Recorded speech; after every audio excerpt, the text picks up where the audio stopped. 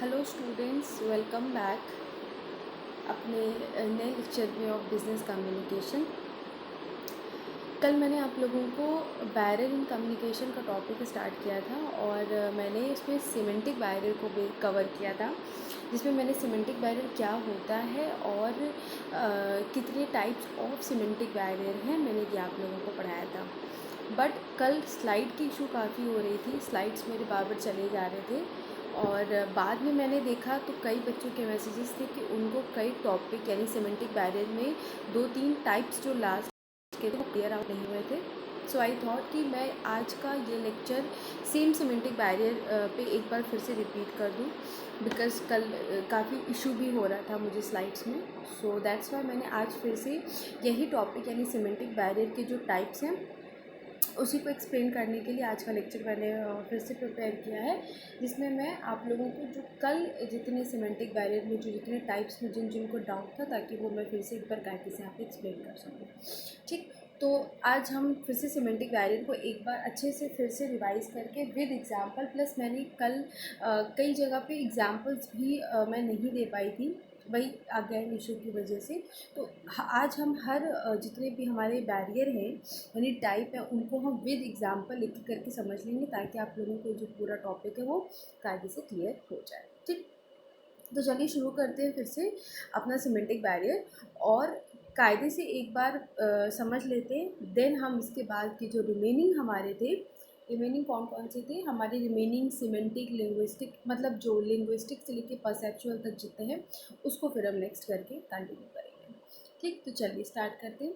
सबसे पहले मीनिंग क्या है सिमेंटिक बैरियर की। आई होप ये कल के लेक्चर में जिन्होंने देखा होगा एटलीस्ट उनको मीनिंग तो समझ में आई गई होगी कि सिमेंटिक बैरियर बेसिकली होता क्या है। तो देखिए, सिमेंटिक बैरियर का मतलब एक वर्ड से याद रखिएगा कि जब भी कोई मिसअंडरस्टैंडिंग होती है, ठीक है, सिमेंटिक बैरियर मीन्स कि जब भी कोई मिसअंडरस्टैंडिंग क्रिएट होगी या जब भी कोई मिसअंडरस्टैंडिंग होगी तो उसको हम सिमेंटिक बैरियर बोलेंगे। यानी कि दो वजह से सिमेंटिक बैरियर होगा। ठीक, अगर मैं बोलूँ सिमेंटिक बैरियर कैसे हो सकता है, तो सिमेंटिक बैरियर हमारे दो रीजंस की वजह से होंगे।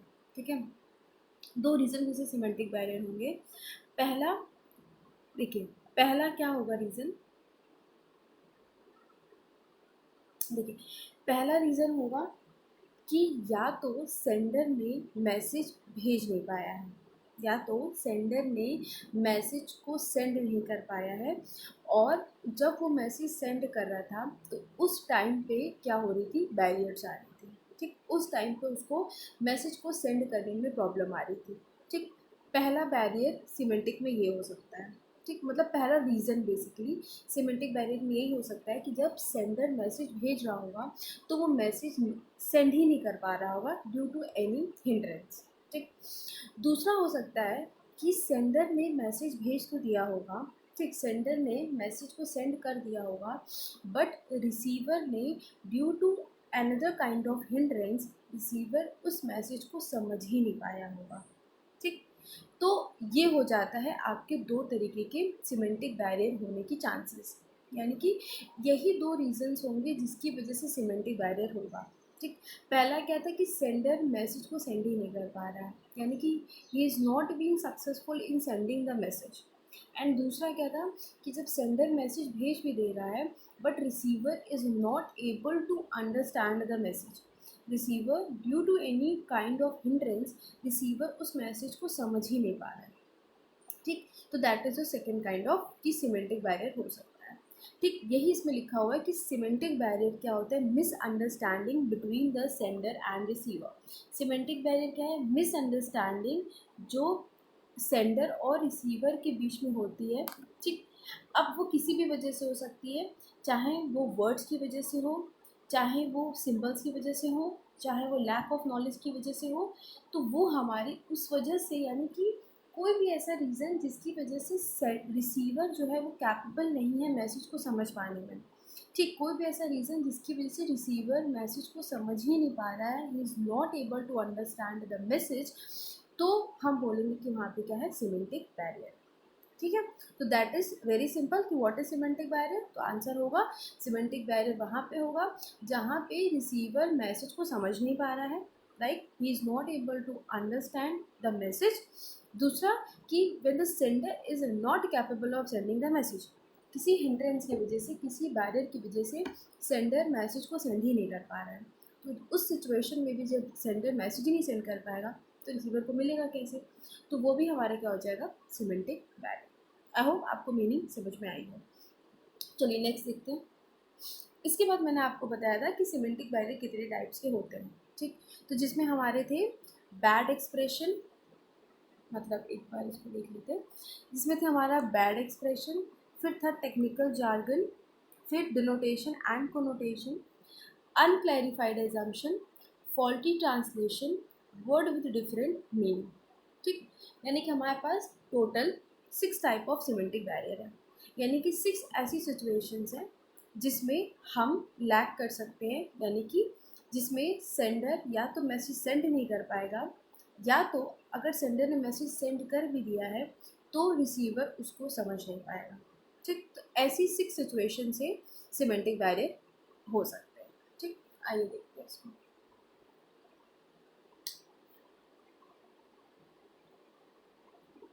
चलिए स्टार्ट करते हैं हमारा अब सिमेंटिक बैरियर के टाइप्स, वन बाय वन हम उसको डिस्कस करेंगे, ठीक। चलिए, सबसे पहला मैंने बताया था सिमेंटिक बैरियर में जो आपका टाइप था वो था बैड एक्सप्रेशन, ठीक। The first one was bad expression. अच्छा, बैड एक्सप्रेशन का मतलब क्या होता है? अगर मैं बोलूँ कि what does that bad expression means, तो मैं कहूँगी, एक बार रीड करते हैं फिर बताते हैं। The message is not formulated properly and the language use is so difficult that it could be misinterpreted by the recipient. यानी कि मैसेज को जब, देखिए यहीं पे आपका आंसर है, एक सेकेंड, मैसेज को जब हमने कायदे से फॉर्मुलेट ही नहीं किया है, मतलब मैसेज को कायदे से ना फॉर्मुलेट किया गया है, ना ही जो लैंग्वेज यूज़ हुई है उसको फॉर्मुलेट किया गया है कायदे से, और उसको इतना डिफ़िकल्टीली एक्सप्रेस किया गया है, ये मैसेज को इतना डिफ़िकल्ट तरीके से एक्सप्रेस करने की कोशिश की गई है जिसकी वजह से जो रेसिपेंट है, यानी कि जो सुनने वाला है, उसको वो बात समझ में ही नहीं आएगी, ठीक है। तो बैड एक्सप्रेशन का मतलब ये हो जाएगा कि जब आप सीधी सीधी बात को, इसका एकदम सीधा सा एग्जांपल है, जब आप सीधी सीधी बात को क्या करते हो, बहुत ही बुरी तरीके से उसको एक्सप्रेस करते हो, यानी कि आप जब उसको बहुत बुरी तरीके से उस बात को बताते हो, यानी आप उसको कायदे से एक्सप्रेस जब नहीं कर पाते हो, तो उसकी वजह से जो बैरियर होता है वो आपका बैड एक्सप्रेशन होता है। यानी कि एक बहुत ही सिंपल सी बात थी, बहुत ही सिंपल और ईजी बात को जब हम बहुत ही कॉम्प्लिकेटेड कर देते हैं, जिसकी वजह से जो लिसनर है उसको उस बात का मतलब ही नहीं समझ में आता है, ठीक। यानी कि आप मैसेज को कायदे से एक्सप्रेस ही नहीं कर पा रहे हो। इसका एग्जांपल, अगर मैं इसको एग्जांपल देकर समझाऊँ तो मैं बोलूँगी, जैसे मान लीजिए फॉर एग्जांपल कि आपके पास कोई इन्फॉर्मेशन है, ठीक है, आपके पास क्या है, कोई इन्फॉर्मेशन है, और आपको वो इन्फॉर्मेशन फॉर एग्जांपल किसी के साथ शेयर करनी है, ठीक। मान लीजिए कि आप अपने किसी फ्रेंड के साथ वो इन्फॉर्मेशन शेयर करने जाते हो, तो वो इन्फॉर्मेशन जैसी थी एग्जैक्टली, आपके पास 2 ऑप्शन होते हैं, ठीक है। पहला ऑप्शन होता है कि जैसी इन्फॉर्मेशन थी आप एग्जैक्टली उसको वैसे बता दो, राइट। मतलब जिस तरीके से आपने सुनी या आपने जहाँ पे वो पढ़ी, एग्जैक्ट उसी सेंस में आप अपनी फ्रेंड को भी वो इन्फॉर्मेशन दे दो, ठीक। दूसरा ऑप्शन आपके पास होता है कि आप उस बात को आप अपने लैंग्वेज में कन्वे करके बताओ, ठीक है। आप अपनी भाषा में, आप अपने लैंग्वेज में उस बात को क्या करोगे, कन्वे करके बताओगे, ठीक। तो पहला जो ऑप्शन, यानी कि जो मैसेज जैसी था एज इट इज़ अगर आप उसको बता देते हो, तो वो क्या है, वो ज़्यादा इजी होगा, वो ज़्यादा कंपैरेटिवली ज़्यादा ईजी टू अंडरस्टैंड होगा, क्योंकि वो जैसा था आपने वैसे उसको एक्सप्रेस कर दिया। बट जब सेकेंड ऑप्शन, यानी कि जब आप अपने लैंग्वेज में उस बात को बताने जाओगे, जब आप अपने लैंग्वेज में उस बात को एक्सप्रेस करने जाओगे, तो वहाँ पे क्या होगा, आपके खुद के कुछ आइडियाज़ होंगे, आपके खुद के पॉइंट ऑफ व्यूज़ होंगे जिसको आप अपने मैसेज में ऐड कर दोगे। और अगर आप सही लैंग्वेज का या सही सेंटेंसेस को फ्रेम आउट नहीं कर पाते हो, तो उसकी वजह से जो आपका मैसेज है वो कायदे से एक्सप्रेस ही नहीं हो पाता है, यानी कि रिसीवर जो है वो आपके मैसेज को समझ नहीं पाएगा। That is called the bad expression of the message, यानी कि मैसेज को कायदे से आप बता ही नहीं पा रहे हो, आप एक्सप्रेस ही नहीं कर पा रहे हो, जिसकी वजह से जो रिसीवर है वो आपकी बात को समझ नहीं पा रहा है, ठीक। तो यहाँ पे सेंडर चूँकि सही से मैसेज को एक्सप्रेस नहीं कर पा रहा है, सेंडर ने सही से मैसेज को कन्वे नहीं किया है, उसकी वजह से जो बैरियर होता है that is the barrier through bad expression of the message. ठीक, वही इसमें कहा गया। इसके बाद हमारा आता है मतलब बैड एक्सप्रेशन का मतलब जब सेंडर ने अपनी बात को, अपने मैसेज को वो जब कायदे से नहीं बता पाता है और बुरी तरीके से एक्सप्रेस करता है, जिसकी वजह से जो मैसेज की जो रियल मीनिंग थी वो क्या हो जाती है, वो खो जाती है, वो गायब हो जाती है। तो उसकी वजह से जो रिसीवर है वो उसकी बात को नहीं समझ पाता है और इसको बोलते हैं हिंड्रेंस होना due to the bad expression. ठीक, बैड एक्सप्रेशन दो वर्ड से मिलकर बना है, बैड एन एक्सप्रेशन, तो यानी कि वह बहुत बुरी तरीके से, सेंडर जब बहुत बुरी तरीके से मैसेज को एक्सप्रेस करता है, यानी कि ना ही सही सेंटेंसेस का यूज़ करता है, ना ही सही लैंग्वेज का यूज़ करता है, ना ही वो कायदे से उसको ट्रांसलेट कर पाता है, तो उसकी वजह से जो हिंड्रेंस होता है that is called bad expression. ठीक, आगे देखते हैं। नेक्स्ट है वर्ड विथ डिफरेंट मीनिंग। ठीक, ऐसे शब्द जिनकी क्या है बहुत सारी meaning. Word with different meaning से समझिएगा कि ऐसे शब्द जिनकी क्या है बहुत सारे मीनिंग्स हैं। ठीक है, ऐसे शब्द जिनकी क्या है बहुत सारी मीनिंग्स हैं, ऐसे शब्द जिनके बहुत सारे मीनिंग हैं।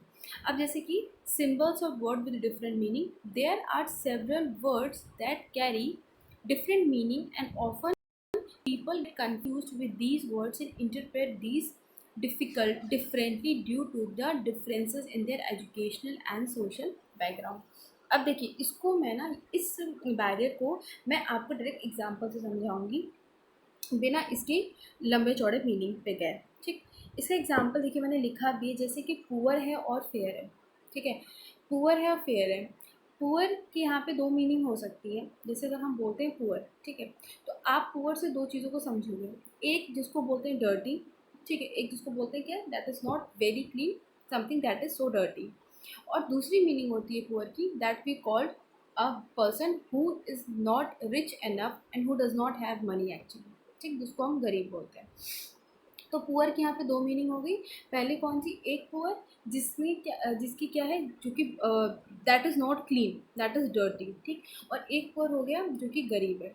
ठीक, तो यानी कि एक पुअर की यहाँ पे दो मीनिंग हो गई, राइट। उसी तरीके से फेयर होता है।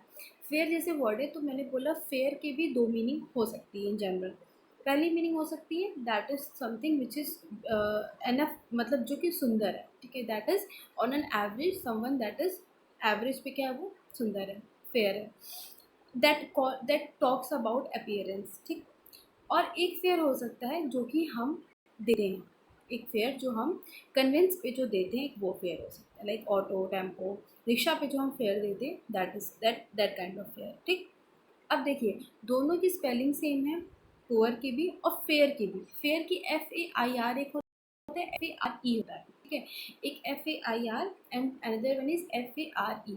ठीक, दोनों का प्रोनाउंसिएशन भी सेम है, बट ऐसे वर्ड्स क्या करते हैं, कंफ्यूज करते हैं। ठीक, ऐसे वर्ड्स जो हैं वो कंफ्यूजन क्रिएट करते हैं और उस कंफ्यूजन की वजह से क्या होता है, बैरियर आता है। यानी कि अगर मान लीजिए आपने जिसको आप इंफॉर्मेशन कन्वे कर रहे हो या आप जिसको मैसेज कर रहे हो उसको आपने पुअर बोला, ठीक है, आपने उसको पुअर बोला। अब उसने उस पुअर को किस सेंस में लिया, बिकॉज पुअर के तो दो मीनिंग है। ठीक है, पुअर के तो दो मीनिंग है। अब उस पर्सन ने पुअर को किस सेंस में लिया, नाउ दैट्स द पॉइंट। तो अगर जिस सेंस में आपने उसको कहा, अगर उसने उस सेंस में पुअर को लिया then it is effective communication, तब तो कोई दिक्कत नहीं है। बट आपने जिस सेंस में कहा, अगर लिसनर ने उस सेंस में उसको नहीं लिया होगा देन क्या होगा, ये बैरियर। क्यों, क्योंकि वहाँ पे क्या है, वर्ड विथ डिफरेंट मीनिंग है। ठीक, तो that is called word with different meaning, मतलब वो बैरियर होना जिसका कारण होता है कि ऐसे शब्द जिनकी बहुत सारी मीनिंग्स हो सकती हैं। ठीक है, जिसका कारण क्या हो सकता है, ऐसे शब्द जिनकी बहुत सारी मीनिंग हो सकती है और जिसकी वजह से बैरियर होता है। ठीक, तो that is called word with different meaning. यानी कि आप कोई ऐसे शब्द का इस्तेमाल कर रहे हो जिसकी बहुत सारी मीनिंग हो सकती है, बेसिकली एक से ज़्यादा मीनिंग हो सकती है, या आप ऐसे सिंबल्स का यूज़ कर रहे हो जिसका बहुत सारा मतलब हो सकता है। ठीक है, जैसे आप कोई साइन का यूज़ कर रहे हो जिसका अलग अलग में अलग अलग लोगों के लिए अलग अलग मतलब है। ठीक, तो डिपेंड करता है कि लोगों का कैसा परसेप्शन है, लोग उसको किस तरीके से अपने अपने लिए समझ रहे हैं, तो वो हो जाता है आपका बैरियर। ठीक, यानी कि ऐसा बैरियर जो कि वर्ड्स के डिफरेंट मीनिंग के होने की वजह से हैं या सिंबल्स के अलग अलग मतलब होने की वजह से होंगे। ठीक, ये एग्जांपल याद रखिएगा पुअर और फेयर जब भी आएगा वर्ड विद डिफरेंट मीनिंग। चलिए नेक्स्ट आते हैं। नेक्स्ट आता है आपका फॉल्टी ट्रांसलेशन। ठीक, अब ये क्या होता है, बहुत कहानी इसमें भी लिखी है, बट इसको अगर एकदम जनरल भाषा में समझेंगे तो इसका मतलब ये होता है कि इसका एग्जांपल अगर मैं दूँ, फॉल्टी ट्रांसलेशन। फॉल्टी का मतलब होता है गलत सलत, something which is not correct, that means faulty. और ट्रांसलेशन का मतलब होता है कि हम ट्रांसलेट कर रहे हैं। ठीक, ट्रांसलेशन का मतलब क्या होता है, ट्रांसलेट करना। एक सेकेंड, जैसे कि दो वर्ड से मिलके बना है फॉल्टी एंड ट्रांसलेशन। ठीक है, फॉल्टी का मतलब होता है something which is not correct, मतलब कुछ गलत सलत है। और ट्रांसलेशन का मतलब होता है कि जब हम कोई चीज़ ट्रांसलेट करते हैं। ठीक, तो देखिए फॉल्टी ट्रांसलेशन का अगर मैं इसको मैं एग्जांपल से अगर मैं समझाऊँ तो जैसे मान लीजिए कि आप आप किसी और जगह पे काम करते हो। ठीक है, आप कहीं किसी ऑर्गेनाइजेशन में वर्क कर रहे हो, आपके ऊपर क्या है, आपके सीनियर्स हैं। ठीक, आपके ऊपर क्या है, आपके सीनियर्स हैं। अब आपके सीनियर को, जैसे मान लीजिए आपके सीनियर को एक ऑर्डर आया है, और ऑर्डर ये है कि सभी एम्प्लॉइज़ को जो कल सभी एम्प्लॉइज़ को अब 2 घंटे ज़्यादा काम करना है। ठीक, सपोज़ कुछ ऑर्डर आया है, मतलब आप एम्प्लॉय हो और आपके ऊपर कोई सीनियर है। ठीक, सीनियर यानी कि आपका जो बॉस है, उस बॉस को ऑर्डर आया है कि हर एम्प्लॉय को अब 2 घंटे ज़्यादा काम करना है, और उसकी रीज़न्स ये हैं, एकदम अच्छी चीज़ें जो हैं मतलब प्रॉपरली बताई गई हैं। ठीक, यानी कि सीनियर को ऑर्डर मिला है कि वो आप लोगों को बता दें, मतलब अपने एम्प्लॉयज़ को बता दें कि कल से उनको 2 घंटा ज़्यादा काम करना है और इसके रीज़न्स ये हो सकते हैं। ठीक, मतलब प्रॉपरली रीज़न के साथ बताया गया कि आप अपने जितने भी एम्प्लॉय हैं, यानी सीनियर को बताया गया कि आपके अंदर जितने भी एम्प्लॉयज़ हैं, आप उन सबको कन्वे कर दो कि कल से वो लोग 2-2 घंटे एक्स्ट्रा काम करेंगे। ठीक, और उसकी रीज़न से बताया गया कि क्यों कल से सब लोग 2-2 घंटा काम करेंगे। ठीक, अब सीनियर को ये बात पता चल गई, किसके थ्रू, उनके जो सीनियर होंगे। ठीक, अब उनका काम क्या था, उनका काम था इस मैसेज को कन्वे करना, किसको, आप लोगों को। तो अब वो आए और उन्होंने सिर्फ इतना आप लोगों को बताया। ठीक है, सिर्फ इतना बता दिया कि आप लोगों को कल से 2-2 घंटा जो है एक्स्ट्रा काम करना है। ठीक, और उन्होंने प्रॉपर, मतलब जो पूरी बात थी वो बिना बताए कि व्हाट आर द रीजंस, कि क्यों सबको 2-2 घंटा एक्स्ट्रा काम करना है, बिना प्रॉपर रीजंस बताए हुए उन्होंने सिर्फ ये कह दिया कि कल से आप लोग 2-2 घंटा एक्स्ट्रा काम करेंगे। मतलब उन्होंने बिना ये जाने कि किसकी कितनी लेवल ऑफ अंडरस्टैंडिंग है, कौन किस हद तक सोचेगा, कौन किस हद तक समझेगा, बिना उस चीज़ को ध्यान में रखे हुए बस आधी बात जो है वो ट्रांसलेट कर दी। ठीक, उन्होंने पूरी तरीके से बात को बताया ही नहीं, जिसकी वजह से क्या हुआ कि बहुत सारे एम्प्लॉयज़, मतलब आप लोग में से बहुत सारे लोगों ने उसको पर्सनली ले लिया कि हम 2 घंटे क्यों एक्स्ट्रा काम करेंगे, क्या हमें एक्स्ट्रा पैसा मिलेगा कि नहीं मिलेगा, क्या ये हमारी पनिशमेंट है, या ये क्या एक्चुअली में क्या है जिसकी वजह से ये चीज़ हुई है। तो इससे क्या होता है ना, इससे हो गई मिसअंडरस्टैंडिंग। यानी कि यहाँ पे जो आपका सीनियर था उसको काम ये करना था कि उसको प्रॉपर जो पूरी बात थी, पहली बात तो वो पूरी बात सबको बतानी चाहिए थी, और दूसरी चीज़ ये कि जब उसने सभी एम्प्लॉय को जब वो कन्वे करा था, तो वो सबके अपने अपने, यानी हर पर्सन की अपनी अपनी लेवल ऑफ अंडरस्टैंडिंग होती है।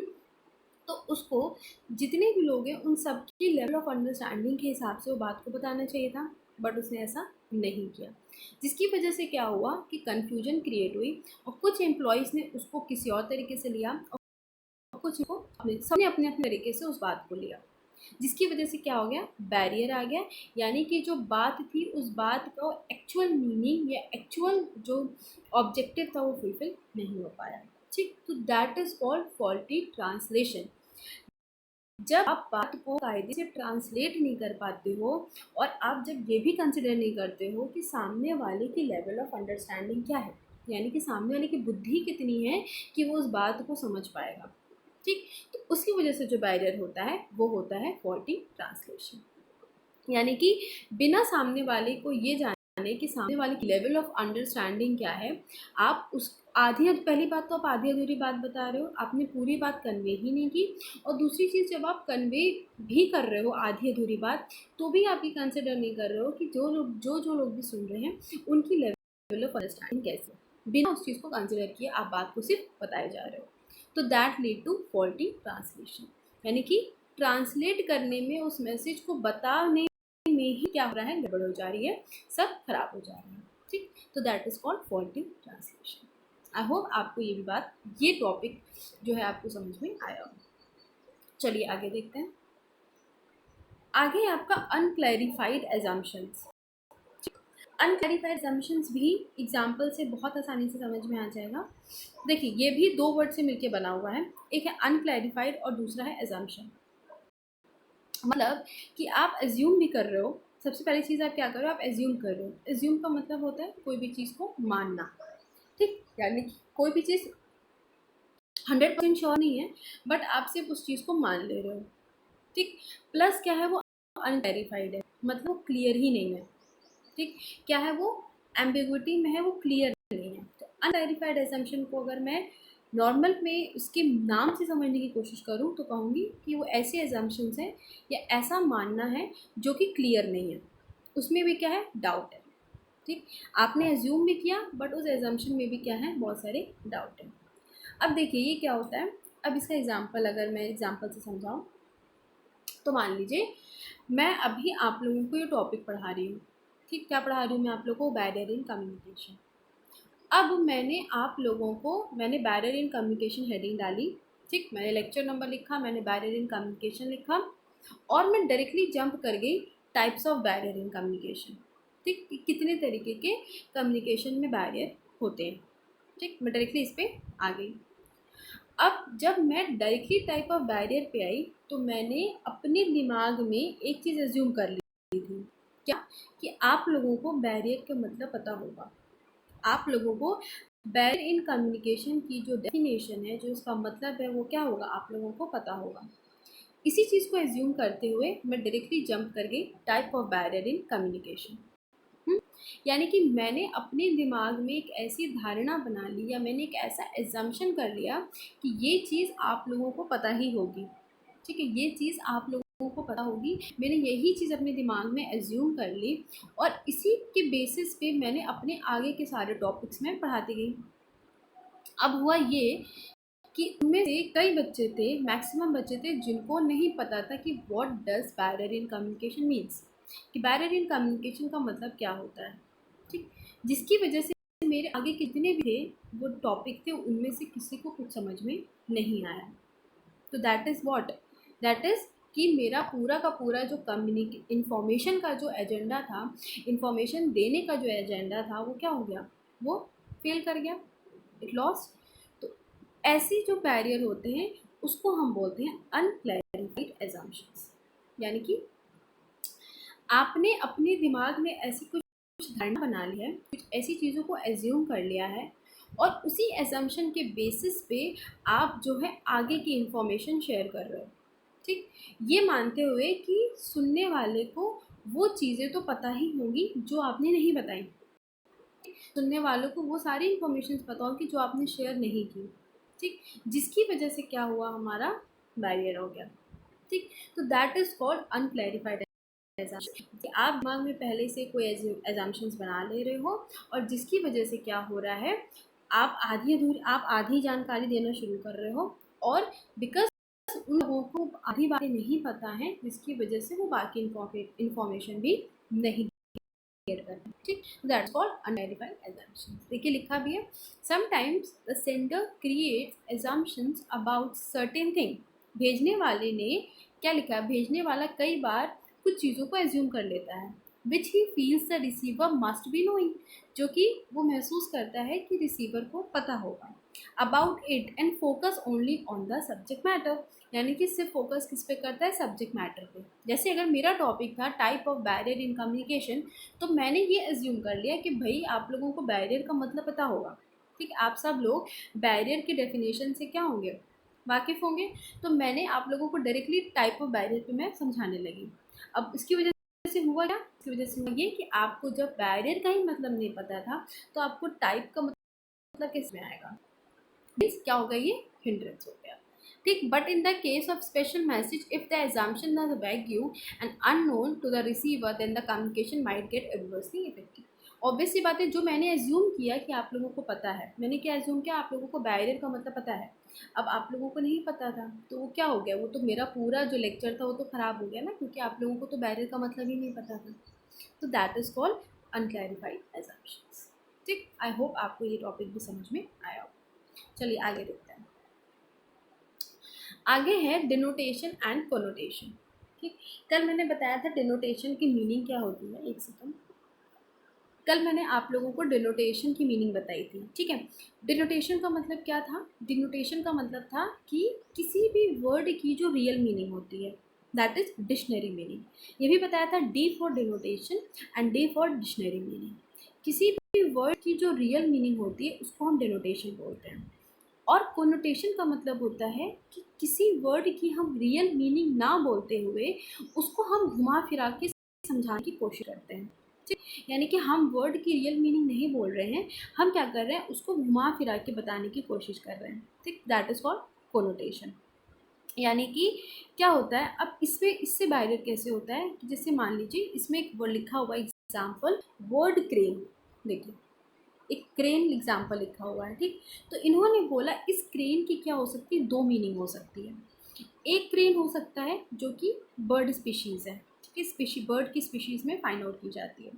और एक क्रेन हो सकता है जिससे व्हीकल उठाते हैं, यानी कि व्हीकल को उठाने वाली एक मतलब एक आपका मशीन होता है। ठीक, तो जैसे मान लीजिए कि अगर आप किसी से कोई बात कन्वे कर रहे हो जिसमें आप क्रेन वर्ड इस्तेमाल कर रहे हो, तो आप क्या कर रहे हो, क्रेन जब इस्तेमाल कर रहे हो तो उसको क्या, वो दोनों में से कुछ भी समझ सकता है, वो बर्ड स्पीशीज़ भी समझ सकता है और वो आपके व्हीकल उठाने वाली मशीन को भी समझ सकता है। तो इसकी वजह से भी क्या हो जाता है, अपना बैरियर हो जाता है। यानी कि डिनोटेशन और कोनोटेशन, यानी कि ऐसे वर्ड्स जिनकी डिक्शनरी मीनिंग होती है और जिनकी एक से ज़्यादा डिक्शनरी, मतलब डिक्शनरी मीनिंग भी है प्लस उसको क्या करते हैं लोग, उसको घुमा फिरा के भी बताते हैं, तो उसकी वजह से जो बैरियर होता है वो आपका डिनोटेशन और कोनोटेशन कहलाता है। यानी कि आप कोई वर्ड की डिक्शनरी मीनिंग यूज़ कर रहे हो, मतलब आप ऐसे वर्ड यूज़ कर रहे हो जिसकी डिक्शनरी मीनिंग है, और आप एक ऐसे वर्ड का यूज़ कर रहे हो जिसको लोग घुमा फिरा के उस मीनिंग को उस वर्ड से रिलेट करते हैं, तो that is called denotation and connotation. यानी कि जैसे कि इसमें क्रेन वर्ड का इस्तेमाल कर रहे हैं तो क्रेन की दो मीनिंग हो सकती है। डिक्शनरी मीनिंग बोले तो क्या है वो, बर्ड स्पीशीज़, और अगर हम यानी कि डिनोटेशन बोले हम क्रेन का तो क्या है, बर्ड स्पीशीज़, और अगर हम कोनोटेशन बोलें तो क्या है, vehicle that lift the object. तो that is called barrier due to denotation and connotation. इसके बाद देखते हैं technical jargon. I think this one is the last. ठीक है, टेक्निकल जार्गन, देखिए इसको भी एग्जाम्पल से मैं बताऊंगी। मैंने बताया था कि हर फील्ड में क्या होता है, बहुत सारी हमारी फील्ड है, we have so many of field, बहुत सारी फील्ड है जिसमें हमारे यहाँ काम होता है। तो हर फील्ड में किसी भी चीज़ के लिए, किसी भी पर्टिकुलर ऑब्जेक्ट के लिए कुछ नेम स्पेसिफाई होते हैं। ठीक है, यानी हर ऑब्जेक्ट के कुछ अपने अपने नाम होते हैं। तो जब उस ऑब्जेक्ट की हर जगह अपने अपने नाम है, तो जो लोग उस फील्ड के हैं, जैसे मैं बोलती हूँ इंजीनियरिंग, अगर हम बात कर लें तो इंजीनियरिंग में ऐसे बहुत सारी चीज़ें होंगी जिनका क्या होगा, अपने खुद के नेम होंगे, बहुत सारे ऐसे ऑब्जेक्ट्स होंगे जिनके खुद के नेम होंगे। ठीक, तो जो इंजीनियरिंग के फील्ड के हैं वो तो उस ऑब्जेक्ट के नेम से फैमिलियर होंगे, बट जो नॉन इंजीनियरिंग बैकग्राउंड से हैं, ठीक है, जो लोग नॉन इंजीनियरिंग बैकग्राउंड से हैं, तो वो जब उस वर्ड को सुनेंगे तो ऑब्वियस सी बात है उनको वो चीज़ नहीं समझ में आएगी। क्यों, क्योंकि उनको तो उस वर्ड का मतलब ही नहीं पता है। ठीक, तो ऐसी चीज़ों को, यानी ऐसी जो वर्ड या ऐसी जो लैंग्वेज यूज़ होती है उसको हम टेक्निकल जार्गन बोलते हैं। मतलब कि ना ही यहाँ पे बैरियर हो रहा है क्योंकि वर्ड की बहुत सारी मीनिंग है, ना ही यहाँ पे बैरियर हो रहा है क्योंकि डिक्शनरी मीनिंग कुछ और है और लोग उसको घुमा फिरा के कहते कुछ और है, ना ही यहाँ पे बैरियर हो रहा है क्योंकि आप रॉन्ग तरीके से एक्सप्रेस कर रहे हो। यहाँ पे बैरियर इसलिए हो रहा है क्योंकि उस फील्ड में उस वर्ड को कुछ अलग नाम से बोला जाता है, जो कि केवल वही लोग जानते हैं जो उस फील्ड से बिलोंग करते हैं, और बाकी लोग नहीं जानते हैं क्योंकि वो उस फील्ड से बिलोंग नहीं करते हैं। तो उसकी वजह से जो कम्युनिकेशन होगा, यानी कि उस उसके बीच में जिसको ये वर्ड की मीनिंग पता है और उसके बीच में जिसको इस वर्ड की मीनिंग नहीं पता है, तो उसकी वजह से जो हमारा बैरियर होगा उसको हम बोलते हैं टेक्निकल जार्गन। ठीक, जैसे कि आप एग्जांपल, जैसे आपका कोई फ्रेंड है वो इंजीनियर है और आप नॉन इंजीनियर हो, तो अगर वो कोई वर्ड का इस्तेमाल करता है बातों में और आपको वो बताता है, तो आप कंफ्यूज हो जाओगे क्योंकि आपको उस वर्ड का मतलब ही नहीं पता है। ठीक, तो उसकी वजह से जो बैरियर होगा वो बोलते हैं टेक्निकल बैरियर। ठीक, आई होप आपको जितने भी आज के टाइप्स थे वो फिर से समझ में आ गए होंगे, क्योंकि मैंने इसीलिए फिर से लेक्चर बनाया, क्योंकि मैं कल थोड़ी सी स्लाइड में प्रॉब्लम की वजह से मैं ये जो है प्रॉपरली विद एग्जांपल्स आप लोग एक्सप्लेन नहीं कर पाई थी। ठीक, आई होप आपको ये आज का लेक्चर समझ में आया होगा। यहीं पे सिमेंटिक बैरियर आपका ख़त्म होता है और हम अपने नेक्स्ट लेक्चर में प्रॉपर आगे के जितने बैरियर्स हैं उसको कवर करेंगे। ठीक है क्लास, तो बस आज के लिए इतना ही, बाकी हम नेक्स्ट लेक्चर में बाकी के जो बैरियर्स हैं उसको ख़त्म करेंगे। ठीक, तो थैंक यू क्लास, मिलते हैं नेक्स्ट लेक्चर में।